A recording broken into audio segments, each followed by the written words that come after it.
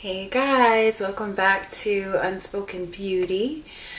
Today there is no glasses since my previous video. I did notice that the reflection was heavy in my lenses as I was talking to you guys, so I didn't want it to be too distracting. So I'm going to try and focus as much as possible. I hope you all are doing well, and like I said, I hope you enjoyed my first video and getting to know me a little bit better. As usual, I have my handy dandy notes so I can talk a little bit about what our next subject is going to be. And also, my videos aren't going to be as long. I'm going to try and keep them short, short and sweet, unless it's something that I find myself rattling off about, but for the most part we'll keep it pretty condensed.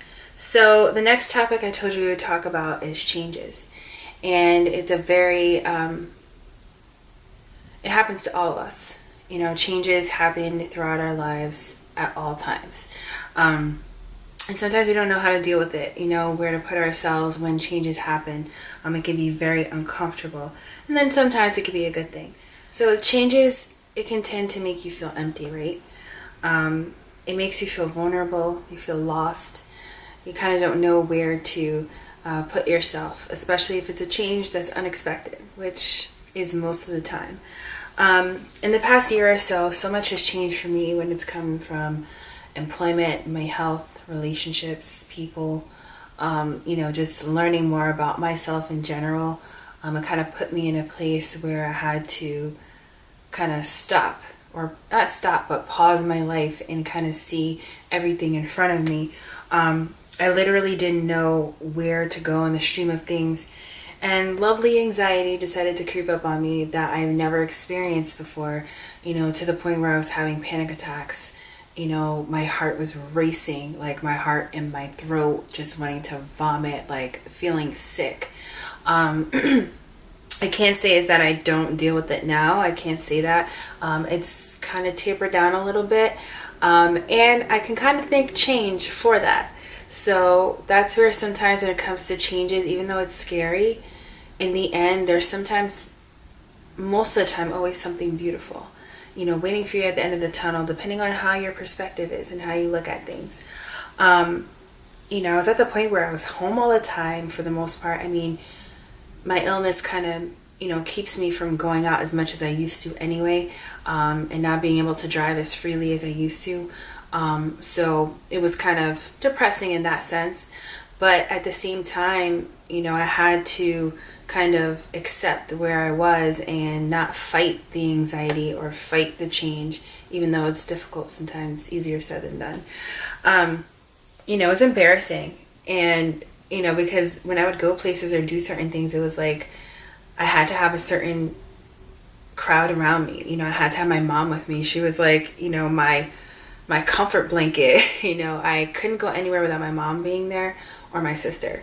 Like, I needed to have somebody or someone in my family, which is my immediate family, who knew my health situation and knew how to deal with it. Because if it was anybody else, I'd freak out, because first I'd be nervous. I'm like, I don't think they understand how I feel. I don't want to be judged. I don't want to be looked at differently. So all those things were going on in my head. And it got very, very draining after a while. So, I could never find a happy medium, because if you're like me, I've always been, it's all or nothing, the extremes of both ends. And, under different circumstances, it wasn't healthy, to be that kind of a person. You want to have a certain, measure of, balance when it comes to something like that. Change basically put my arms behind my back. It taught me that I can't control everything, and it taught me that I had to focus on the now. So when it comes to change, sometimes most of the reasons why we don't like it is because we're not in control, and not everything we can be in control of. Literally, I was able to break down, feel the pain ripping through me, and I was able to really see what was going on and see what changes and adjustments needed to be made. And we tend to fight change in the battle ring. We want to control, but change tells us we can't. And that's what makes it uncomfortable and makes you anxious. So I said, all right, I'll sit down. I'll stop doing the most. I haven't fully let go or freed the effects, but it taught me so much about myself. It even brought on a light that I never saw because I was so concerned with situations that blinded me. I couldn't believe how much opened for me when change arrived. I was always so scared of people leaving me in my life or things just not working out. I would cry and be in so much pain, and I still have my tender points. But change breeds growth, and we have to see it just as that. You know, sometimes, again, when it comes to change, we automatically think, oh my God, this is bad. I can't do this. I don't know how to deal with this. This is not good. I don't know how to feel. All those thoughts and those things start crowding out what, first of all, hasn't even happened yet. And second of all, we're not looking at it as, okay, you know what? This is uncomfortable.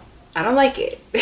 You know, change, it might be difficult. You might have a struggle. It may be tough. But, okay, let's look at the bigger picture. What is it about this change that is going to bring something positive? Or if it is uncomfortable, how can I make this tolerable for me? You know, you have to, you know, kind of talk yourself through it. And hey, again, it is easier said than done. I'm not saying that this is easy. I still struggle with it, you know, every day. And in life, changes never stop.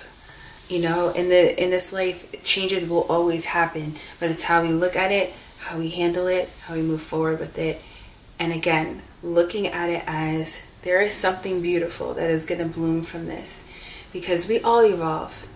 And it's amazing to change. Because I tell you, I look back 6 months, a year ago, to see where I was and where I am now. I'm loving where I am now. The person that I am, the things that I opened myself up to, the things that I let out and was able to say, was able to confess, was able to let go of. It's such a freeing feeling. And again, that kind of just brings me back to writing and how writing can do that for you too. You know, and that's what writing has done for me. It kind of just has let everything out, and now it's just healing, dealing with it, moving on, and seeing how I can evolve and see the beauty within the cracks, you know. So that's all I pretty much had to say about changes. I hope you guys enjoyed that. And if you have any experiences that you've dealt with changes, or what you find is difficult, you can always leave it in the comments below. You can message me on my Instagram. Again, I am open to different topics that you guys want to talk about. You know, and again, just dealing with, you know, things that make us feel uncomfortable sometimes, but seeing the beauty within it. So the next time we talk, it'll be about growing and glowing. So with changes, we do grow, and from growing, we glow. I know that I think ever since I've just been purging so many negative and toxic situations in my life, my glow is 100%. And so many people have been, you know, saying that you just, you know, you look good, Ash, you know, you're glowing. And that makes me feel so good. Even though I'm in pain, I'm knowing that I am progressing. And you can see that my strength through everything, even though it's difficult. And that's an amazing feeling when other people can see it portrayed, because sometimes we need that reminder. So on the next time on Unspoken Beauty, again, we will talk about that, and I hope you guys enjoyed. Please remember to like, subscribe, and share. And if you haven't already, follow me on Speak Unspokenly, and let's connect. I'll see you guys next time.